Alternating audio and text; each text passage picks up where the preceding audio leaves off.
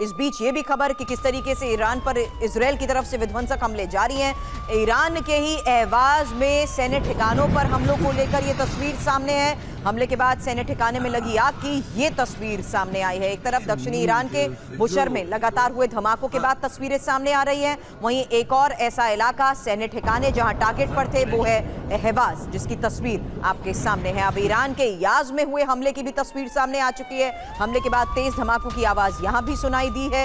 हालांकि यही सवाल मेरे सहयोगी मनीष से मैं कर रही हूं कि आखिर किस तरीके से इजरायल की तरफ से ईरान के सैन्य ठिकानों को लगातार टारगेट किया जा रहा है और इजरायल का अगला कदम क्या होगा, यही एक और सबसे बड़ा सवाल है। मनीष के पास जाऊं उससे पहले ये तस्वीरें लगातार उन हमलों के सामने आ चुकी हैं जिसमें मनीष ऐसे ठिकाने अहवाज हो जहां पर सैन्य ठिकाने हैं और ऐसे लोकेशंस याज जहां पर हमलों की तस्वीरें सामने आई हैं, उससे साफ है कि इंटरमिटेंट हमले इजरायल की तरफ से लगातार हो रहे हैं ईरान को टारगेट करते हुए। मनीष, अब बिल्कुल देखिए, इजराइल की तरफ से हमले में कोई कमी नहीं की गई है। आज भी बड़े पैमाने पर इजरायली फाइटर जेट ने आकर और ईरान में जो उनका टारगेट है उनको लगातार अटैक किया है। देखिए क्या है कि फोर्दो में अमेरिकी बमबरसक विमानों की ज़रूरत थी भी, लेकिन उससे ज़्यादा ये एक आप कहें मैसेज ग्लोबली था कि इजराइल इस जंग में अकेला नहीं है, अमेरिका उसके साथ है।